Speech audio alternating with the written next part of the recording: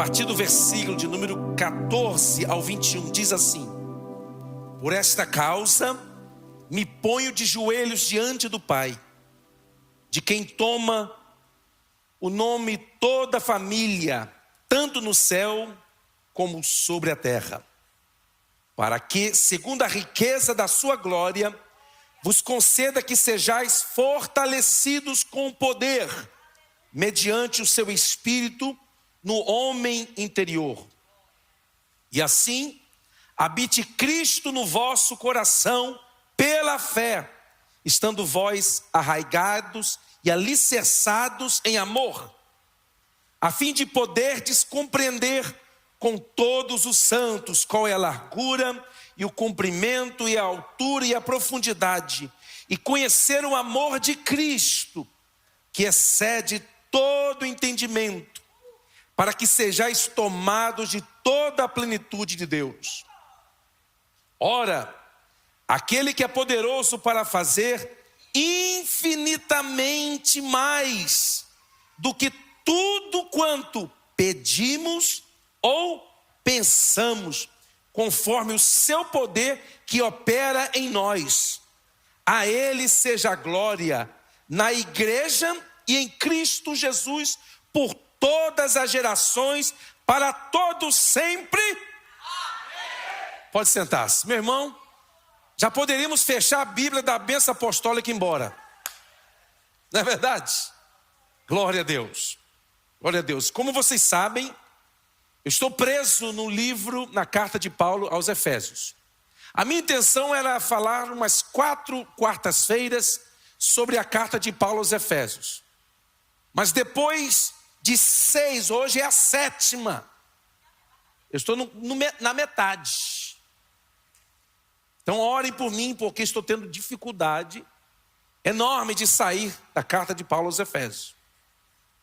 Principalmente porque recentemente tive o privilégio de visitar as ruínas da cidade de Éfeso. Aí que minha mente se abriu ainda mais. E é por isso que eu estou preso aqui. Eu quero que vocês tenham paciência comigo. Vamos versículo por versículo. 14. Por esta causa me ponho de joelhos diante do Pai. E hoje eu quero falar sobre a segunda oração de Paulo. O poder de uma igreja de joelhos. Por que Paulo se dobrava? Paulo está dizendo, por esta causa. Qual causa? O que nós acabamos de ler e o contexto anterior a essa leitura.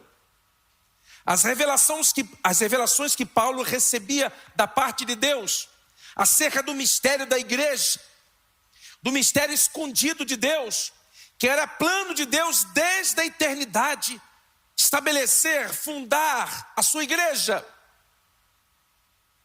E ele começa esse propósito através da nação de Israel, mas depois ele consuma tudo em Cristo. E o propósito pleno de Deus é revelado em Cristo Jesus e manifestado na igreja e através da igreja. Em outras palavras, se alguém quiser conhecer a Deus em profundidade, ele precisa se vincular, se conectar à igreja, porque a igreja de Cristo é quem revela a grandeza, a glória, a majestade do nosso Deus. Através da igreja nós vemos o amor de Deus sendo revelado e manifestado para toda a humanidade. Paulo diz, por esta causa me ponho de joelhos diante do Pai. Nós muitas das vezes temos a tendência de nos curvar diante de outras coisas. E somos tentados durante a nossa jornada cristã a nos curvar diante de promessas, diante de propostas que nos são feitas. Muitos estão se curvando diante dos padrões humanos de igreja. Eles dizem, a igreja tem que ser assim, tem que ser assado, tem que fazer isso, fazer aquilo outro. Eles têm até fórmula de como fazer a igreja crescer. Existem pessoas especializadas em fazer a igreja crescer. E eles estão por aí vendendo pacotes de crescimento de igreja. Eles dizem: pastor, se você me contratar por apenas $5.000 por mês, eu me torno membro da sua igreja por 6 meses e eu garanto que ela vai dobrar o número de pessoas. É um investimento de $30.000 apenas no crescimento da igreja. Você vai ter muito mais recursos daqui a 6 meses. E você encontra por aí pessoas que estão vendendo pacotes de crescimento de igreja, fórmulas de crescimento. E muitos pastores, num afã de querer encher a igreja, ver a igreja cheia, eles se deixam levar por essas vendas, por essas propostas que são apresentadas. Eles se dobram diante dessas promessas de crescimento, de reconhecimento, de ser aplaudido, de ser reconhecido, de ser homenageado. Mas Paulo diz: olha, o que me faz ficar de joelhos, o que me faz dobrar, é a revelação da misericórdia de Deus, da bondade de Deus, de ver o quanto Deus nos ama. O que me faz ficar de joelhos é saber que o Deus que eu sirvo, Ele não é apenas Deus, mas Ele é Pai. E Ele ama seus filhos, Ele cuida dos seus filhos. Versículo 15. De quem toma o nome toda a família, tanto no céu como sobre a terra. Tudo que Deus queria desde o princípio era uma família. Deus não gosta da solidão. Tanto é que Deus não gosta da solidão, que lá no eterno passado, antes de Deus criar todas as coisas, antes de Deus criar o nada, antes de Deus criar os anjos, o livro de Provérbios descreve este momento onde a Trindade, Deus Pai, Filho e Espírito, eles se regozijavam e conversavam. Lá no eterno passado, Deus nunca sofreu de solidão.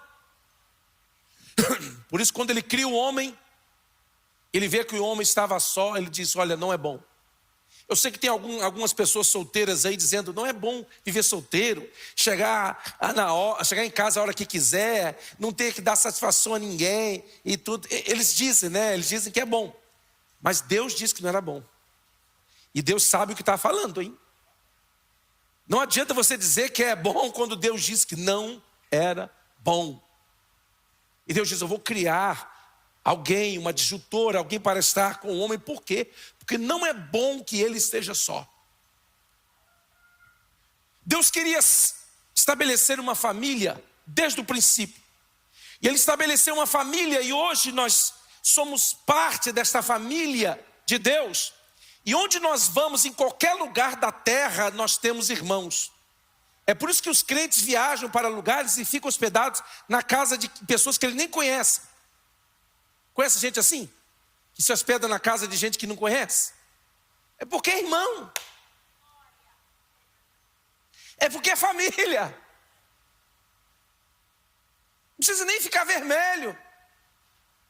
Pode chegar de mala e cuia e ficar dentro da casa do amigo, que é amigo do amigo, conhecido do outro amigo. Por quê? Você faz parte da família de Deus. Aonde você chegar na terra, você pode chegar na China com os nossos irmãos lá, chineses, e você vai: Paz do Senhor, meu irmão. Você vai lá na África, você vai chegar lá com os nossos irmãos africanos: Paz do Senhor, meu irmão. Você chega na Europa: Paz do Senhor, meu irmão. Você tem irmão, você tem família nos 4 cantos da terra.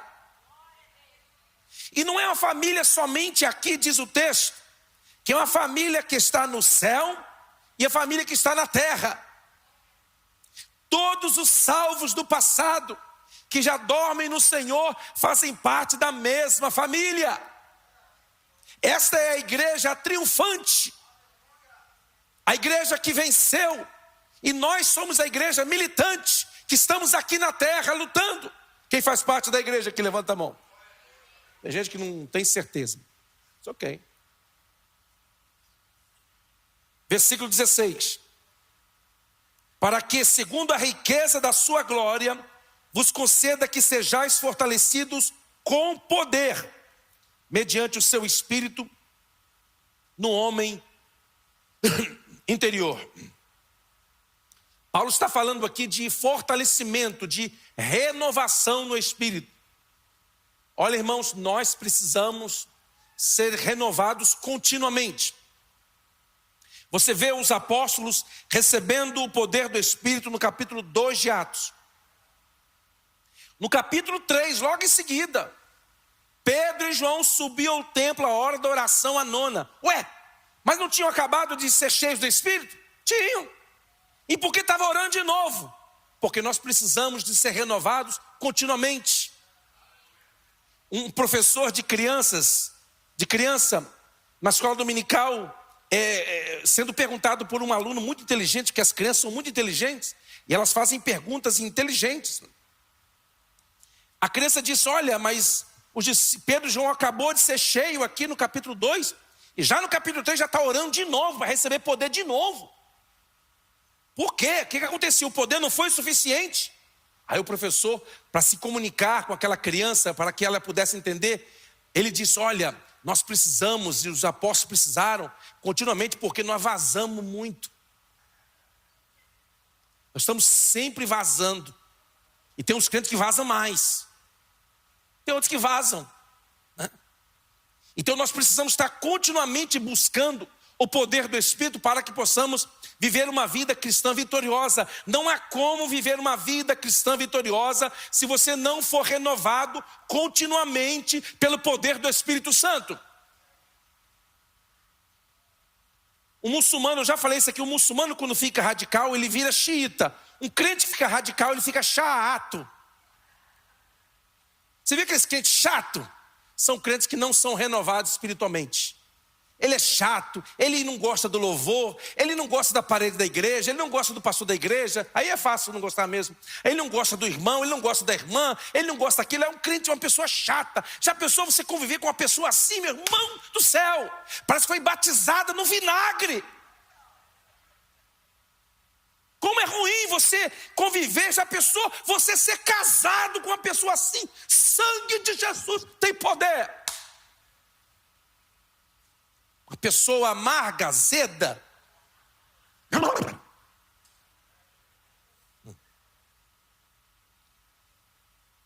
Você precisa de renovação espiritual.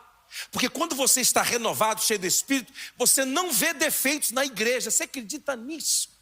Você olha para a igreja e fala: que rapaz, essa igreja é perfeita. Parece que ninguém peca aqui. Aí você fala: você está doido? Não, mas é que eu não estou olhando para isso. Eu não fico olhando para o defeito de A, B ou C.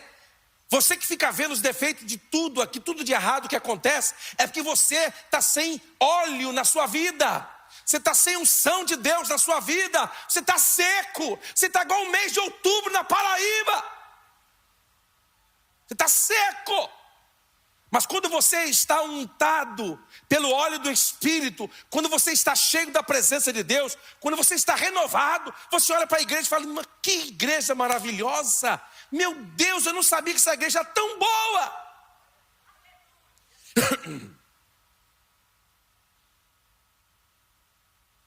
Paulo diz: vocês precisam ser renovados, vocês precisam ser fortalecidos com poder.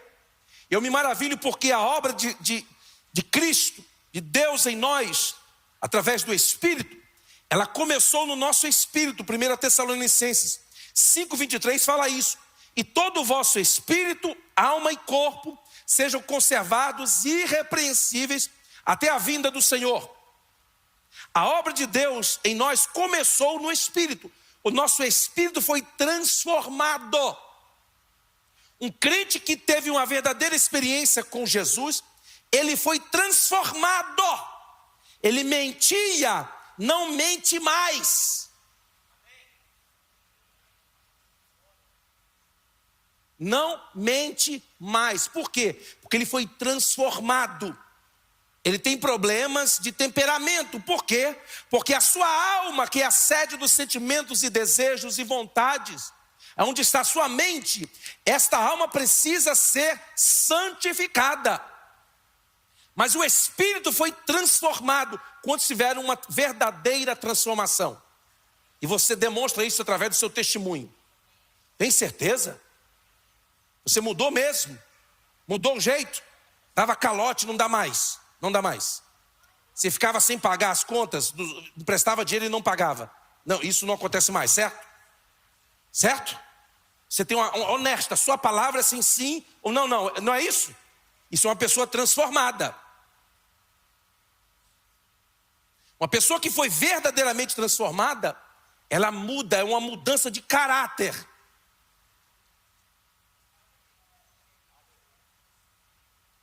Comete erros? Comete. Por quê? Porque ainda tem a alma. Porque se Deus formatasse a sua alma, como Ele formatou o seu espírito, você perderia a sua memória, a sua identidade. Você deixaria de ser quem você é. Então o que Ele fez? Transformou o seu espírito. E agora a partir do espírito, o Espírito Santo veio habitar no seu espírito. E a partir do seu espírito, a unção de Deus começa a transbordar para a sua alma. E você, à medida que você vai cedendo, à medida que você vai dando a cara ao tapa, à medida que você vai dando a sua mão à palmatória, à medida que você vai perdendo, renunciando, você vai sendo santificado na sua alma. Você vai chegar no céu e você vai ser reconhecido não é por aquilo que você conquistou, mas por aquilo que você perdeu, por aquilo que você abriu mão. Aí você vai cedendo. Aí a unção de Deus que está no seu espírito, ela transborda para a sua alma. Aí você aí pisa no seu calo, você ia dar um coice, mas você se lembra que você não é jumento, que a sua natureza de jumento foi transformada. Aí você vem a lembrança da natureza do animal orelhudo. Aí você, mas eu não sou mais. Eu sou uma nova criatura, não vou dar coice. Eu vou ser crente. Essa pessoa não merece, mas eu vou ser crente a si mesmo. Eu me lembro que eu vivia em confusão. Já viu aquelas pessoas que, onde tem confusão, ela está envolvida? Aqui na igreja não tem esse tipo de gente que eu já mandei embora. Já enviei para outras igrejas. Eu não mando embora, eu envio. Eu me lembro que eu vivia em confusão. Toda a confusão que tinha na igreja, eu estava envolvido. Eu e João, um amigo meu, que era também perturbado.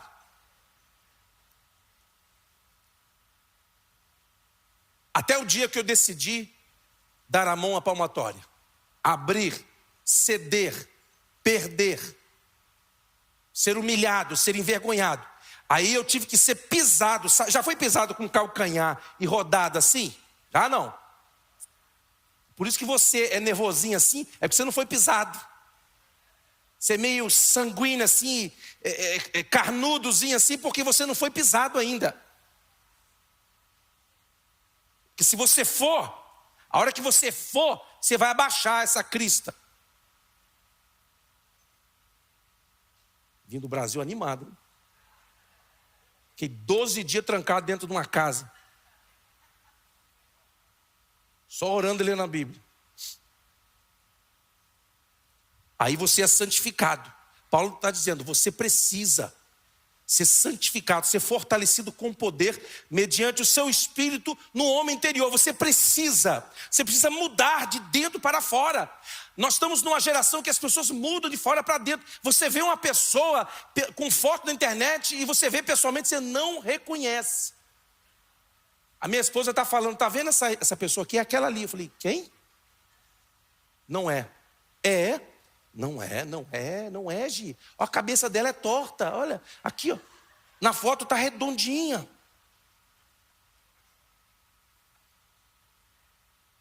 Olha o tamanho do nariz dela pessoalmente. Na foto está ali, põe uma maquiagem, o nariz fica fino. E nós estamos na geração onde as pessoas aparentam uma coisa e pessoalmente são outras. Não todos. Estou falando de algumas pessoas raras. Paulo está dizendo, não. A obra de Deus, ela começa no homem interior. Ela começa de dentro para fora. No espírito, alma e depois se manifesta no corpo. Você já chegou perto de algum crente, alguma vez na sua vida, que o crente chegou perto de você assim, você sentiu um arrepio assim? Você sentiu, você passa perto de um crente assim e fala, rapaz, essa pessoa tem algo de Deus na vida? Já sentiu alguma vez assim? É quando a unção de Deus já estava no espírito, transbordou para a alma e agora está no corpo, está entornando no corpo. Sabe que tem crente que na aba assim ou não? Tem crente assim? Normalmente eles não gostam de aparecer. Normalmente não falam nada. Eles não falam de si mesmo. Mas você chega perto do crente e fala, rapaz, essa pessoa tem algo de Deus na vida. Tem gente que chega perto e sente frio, da pneumonia espiritual. Uma frieza. Fiquei gripado espiritualmente com esse irmão. Tem irmão que você chega para conversar, é só desgraça, só notícia ruim. Parece que tudo que de ruim que está acontecendo no mundo, a pessoa sabe informar. Sabe informar toda desgraça. Bateu um trem, morreu 200 pessoas, o crente está lá divulgando. Parece um urubu, em cima de coisa ruim. São crentes que não foram transformados. Porque o crente, quando é transformado, ele é um anunciador do evangelho. E evangelho é boa notícia. Quantos gostam de divulgar boa notícia? Meu irmão, eu fiz um propósito. Eu não divulgo o que o diabo está fazendo. Porque tem tanto crente divulgando. Eu falei assim, eu vou deixar com os outros. Eu não falo, eu me recuso a falar o que o diabo está fazendo. Agora vamos divulgar o que Jesus está fazendo? Vamos falar de Jesus. Meu irmão, se você quiser falar de alguém, fale de Jesus. Paulo diz, olha, para que segundo a riqueza da sua glória, vos conceda que sejais fortalecidos com poder mediante seu Espírito no homem interior. 17, e assim habite Cristo no vosso coração pela fé. Agora, começou no Espírito, agora está vindo para o coração, para a mente, para a sede dos desejos e vontades. Pela fé, estando vós arraigados e alicerçados em amor. Paulo fala de um nível de santidade plena, a partir do homem interior, do ser espiritual, transbordando para a alma e se manifestando através do corpo. Paulo está dizendo, olha, tudo que vocês fizerem, tudo que nós fizermos através da nossa vida, precisa ter como fonte de inspiração o amor. A sua motivação, Deus vê, as pessoas não veem, mas Deus vê a sua motivação. E a sua motivação, aquilo que te leva a fazer as coisas, precisa estar fundamentada no amor. Diga amém. Arraigados e alicerçados em amor. 1 Coríntios 13 diz, agora pois, permanecem a fé, a esperança e o amor. Estes três, porém o maior destes é o amor. Experimenta amar incondicionalmente. Experimente amar uma pessoa.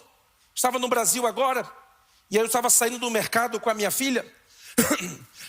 Aí veio um rapazinho, um vendedor de rua, vendendo uns docinhos. Como é que chama aquele docinho de leite que está no plástico, que você morde assim? Melzinho, que você fica chupando. Que quem tem glicose no sangue como eu, vai chupando e vai partindo assim, ó. Vai chupando, vai embaçando os olhos. Na hora, depois de 40, você chupa, esse negócio fica com a mente embaçada, com os olhos embaçados. Não é o caso de vocês, mas felizmente é o meu. Aí, minha filha estava, porque eu falei, minha filha, cuidado aqui, presta atenção, se liga. Que esperta. E ela ficava preocupadinha com a bolsinha dela. Aí ele veio e falou assim, pô, cara, não tem aí uns 2, 3 reais para me ajudar não aí, cara? Eu te dou uns docinhos aí. Eu falei, cara, tudo isso aí é o que eu gosto, mas não posso. Aí ele falou assim, não, cara, dá para as crianças. Eu falei, aqui o tamanho. Eu disse, não, me ajuda aí, cara. Aí eu peguei, real, né? tirei R$20 e dei para ele. Aí ele falou assim, pô cara, é muito. Eu falei assim, não, mas eu estou te dando, não precisa me dar nada não. Não, mas toma aí o que você quiser, toma o que você quiser. Aí eu falei assim, não, mas eu não posso comer. Mas pega cara, pega isso aí. Você está me ajudando. Aí sabe o que eu percebi? Eu percebi que quando você permite o amor de Deus, não julgar a pessoa pela aparência, mas simplesmente ajudar as pessoas. Você permite o amor de Deus passar. Eu me senti tão bem. Ele saiu numa alegria, com aquela bolsa dele de coisa, andando na rua assim, com o chinelinho dele, alegre, R$20. E eu falei para minha filha, tá vendo como é bom fazer o bem para as pessoas? Estava com medo de ser roubado agora e não, acabei abençoando alguém. Que a gente vai daqui, acha que todo mundo vai roubar, não vai nada. Vai, não é bem assim também, né? Mas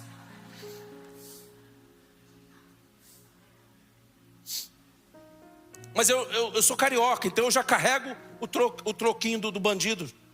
O carioca já sai, né? O pessoal do Rio aí, né? O Gilmar. A área que o Gilmar morava lá, o Gilmar já saía com o salário do bandido e o dele. E sabe o que eu estou falando? O Gilmar morava lá na Barra Pesada. Né, Gilmar? Beleza. 18. A fim de poderes compreender com todos os santos qual é a largura, diga largura, comprimento, altura e profundidade, e conhecer o amor de Cristo que excede todo entendimento, para que sejais tomados de toda a plenitude de Deus. Meu Deus do céu, é muita coisa. Meu Deus do céu.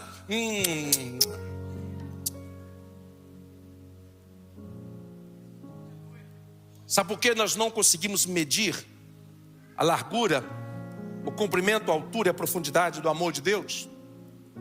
Que não há como. Não podemos medir a largura,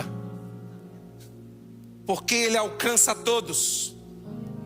Não podemos medir o comprimento, porque o amor de Deus vai nos lugares mais distantes, alcançar o pecador onde você estava. Lembra quando você estava fedendo a cachaça, com cheiro de cigarro, cheiro de demônio? Você estava fedendo a capeta, e o amor de Deus foi lá e te alcançou. Lembra? Você lembra, crentes?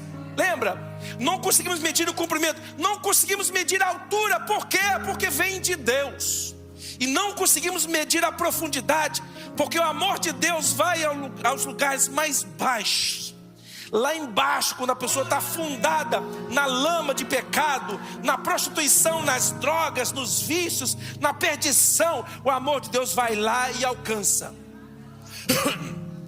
Eu estava agora no Brasil, aí consegui ligar a televisão lá, estava vendo um pastor. O que o pastor saiu com os irmãos da igreja de madrugada em São Paulo. Aí o que ele fazia? Aí ele ia buscar os mendigos e as prostitutas. As prostitutas falavam, não, a minha hora é tantos reais.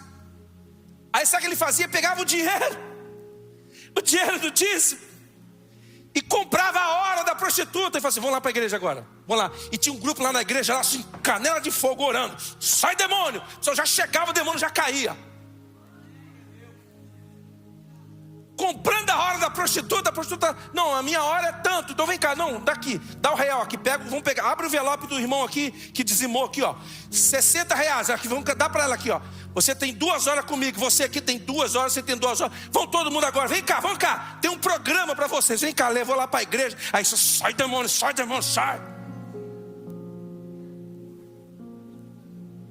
Esse é o amor de Deus, gente jogada fora. E eu vou dizer uma coisa a você, já disse isso aqui na igreja e volto a dizer. Os últimos salvos estão chegando para a igreja. Os salvos que estão chegando agora são aqueles que o Senhor mandou ir pelos guetos, pelos becos, pelos valados, pelos buracos. Aí tá chegando a turma tatuada, do cabelo roxo, laranja, brinco na orelha, brinco no nariz. Esse povo, sabe esse povo que a gente acha que não tem jeito, que Jesus não ama, que tem que ir para o inferno mesmo. Não. Esses são a turma do gueto que está chegando. É por isso que você vê uns crentes chegando agora e são meio esquisitos, você vê. Aí você vai, que esse crente é meio doido. É assim mesmo. É o pessoal do gueto que está chegando, dos becos, dos valados, que o Senhor mandou buscar. Por quê? Porque o Senhor quer que a casa deles se encha. Os que se sentiam importantes e grandes não quiseram vir. Aí Deus está fazendo o quê? Vai buscar o perdido, o vagabundo, vai buscar o drogado, o viciado, o adúltero, vai buscar essa turma de gente ruim e traz para a igreja. Aí a gente chega na igreja, aí não gosta dessa igreja que tem muita briga, mas também se reúne um tanto de gente problemática, igual você, igual eu. Por isso que dá esse tanto de problemas. Mas somos alvo do amor de Deus. Ele quer nos salvar. Eu sei que nem todos se sentem um pouquinho melhor, né? Não fizeram tanta coisa errada na vida, se sentem mais santo, parece que vão morar lá perto do trono. E nós aqui, os pecadores, vamos morar lá no morro da Nova Jerusalém, não é assim? Não tem problema. O amor de Deus, ele alcança a todos. O amor de Deus, diz Paulo, excede ao entendimento.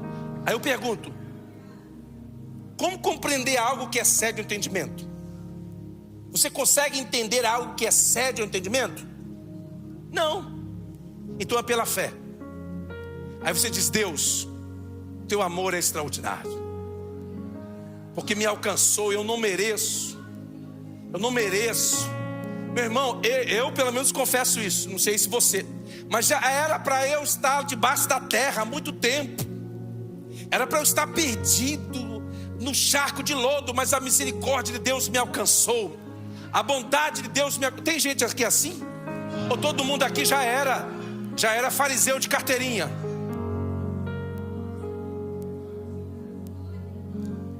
Paulo diz, 20, aquele que é poderoso para fazer infinitamente mais do que tudo quanto pedimos ou pensamos, conforme o seu poder que opera em nós. Ei, vem cá, olha aqui para mim agora. O poder de Deus, ele flui e ele opera através de você.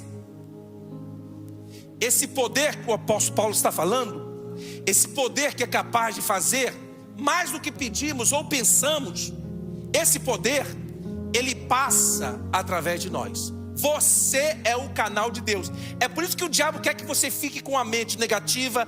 É por isso que o diabo quer fazer você ficar preso ao pecado. É por isso que o diabo quer fazer você ficar reclamando da vida, murmurando dos outros. Por quê? Porque ele quer entupir o canal.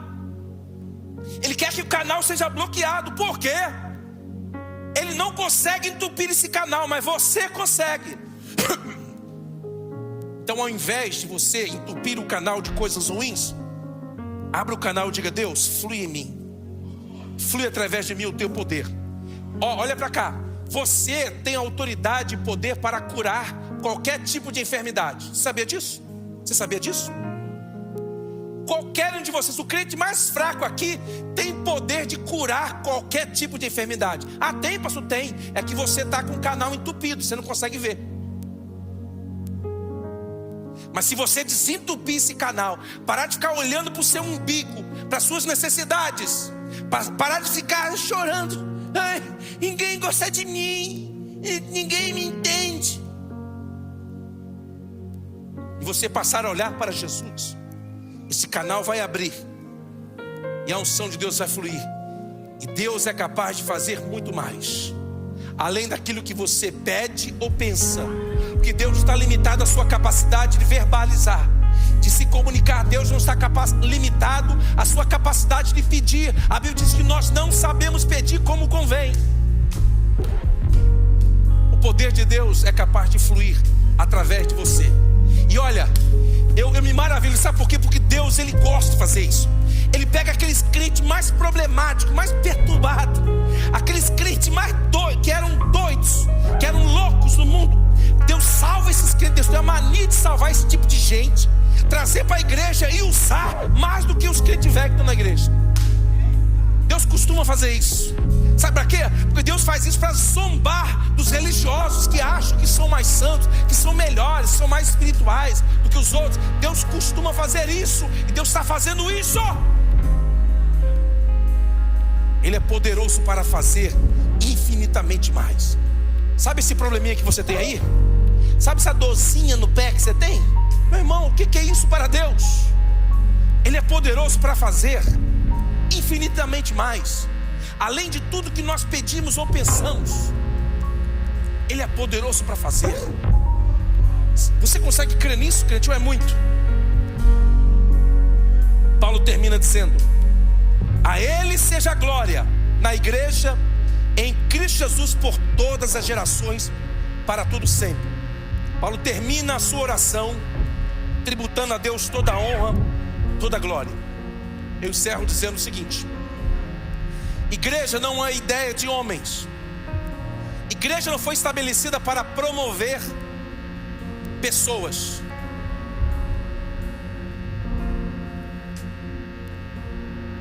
A igreja não foi feita para promover pessoas.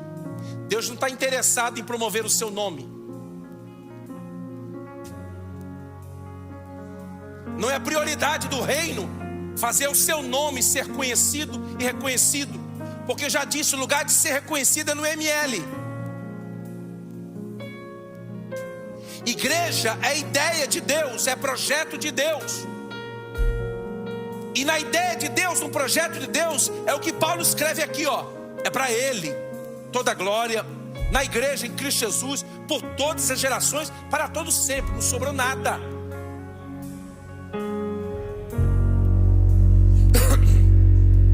João 12:32 diz: quando eu for levantado da terra, atrairei todos a mim mesmo. Guarde isso aqui que eu vou dizer para você. Se você não guardar o restante, guarde isso também. Guarde isso. A relevância de uma igreja, de um ministério, é proporcional ao quanto você exalta o nome de Cristo. Às vezes nós queremos alcançar as pessoas na horizontal, ir até onde as pessoas estão com os nossos talentos, com aquilo que nós podemos oferecer. Mas biblicamente não é assim que funciona. A Bíblia funciona assim, ó. Você levanta o nome de Cristo, vai levantando o nome de Cristo, vai levantando, vai exaltando, vai dando prioridade, primazia, a glória toda para Ele, vai dando todo o aplauso para Ele, todo o elogio para Ele, vai se escondendo atrás da cruz de Cristo e vai levantando o nome dEle, vai ficando debaixo do sangue, levantando o nome dEle. Aí quanto mais você levantar o nome dEle, mais as pessoas distantes irão querer ver onde Cristo está sendo levantado tão alto. Que igreja é essa? Que ministério é esse que está exaltando o nome de Cristo nessa altura?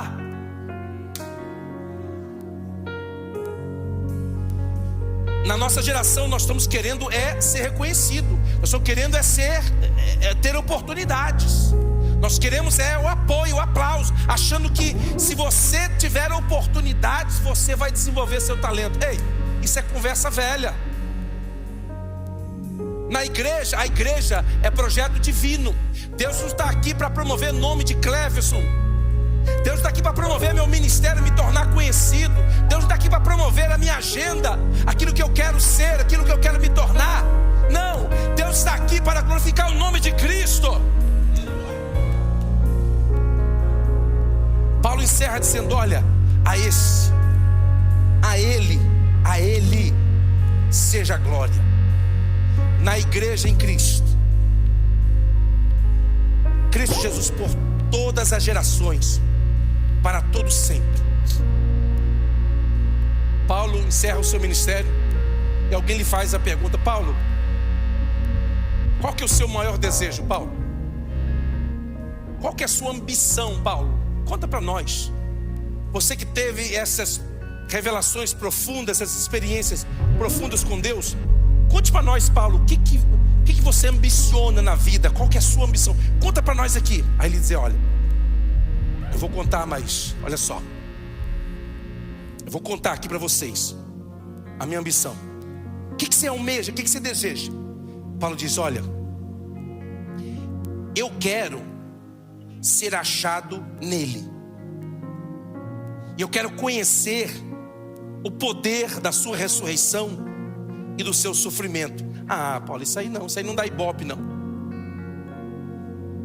Eu quero ser achado nele. Aí eu pergunto a você: Deus concedeu esse desejo de Paulo? Concedeu. Por quê, pastor?